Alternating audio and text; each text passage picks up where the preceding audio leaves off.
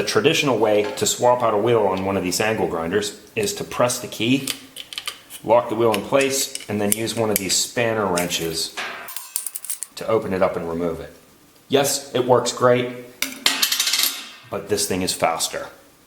It's the same idea, except that it is perfect radial symmetry, and you don't need that much leverage to put one of these on. Some people put them on hand tight because it's not going to come off because spin favors the direction of the, but this thing, give it a little bit of a snug and it's not going to go anywhere. Over the course of the last couple months, I've been using this prototype because even though I keep 2 grinders, it's still not enough. You're still frequently changing them. And I gotta say, after playing with this for a while, made a few hundred changes or so by now, I'm not going back to the spanner wrench. This thing is a keeper. I'll show you how to make it. It's real easy.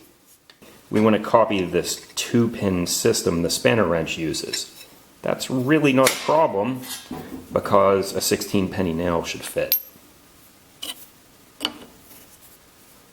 Start with a 2-inch hole saw and a 3-inch hole saw. Use them to make a set of 3/4 inch plywood circles. A piece of 1/4 inch steel rod will help us glue them and clamp them together so that they're perfect. Cram wood into the hole and glue it. Still useful. And flush cut it off. And now there's a place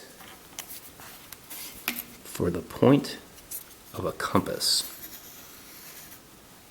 Straight line through the center point, and you have your 2 places for your nails. You should probably pre-drill these first before you pound the nails in, just so you don't split the plywood. Then you can pound them in all the way through to the back side. Flush cut them off using a grinder.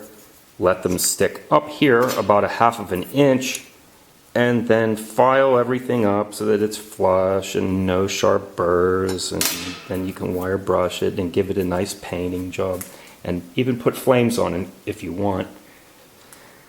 There it is. An awesome, simple upgrade for your grinder. If you make it, you will love it, I promise.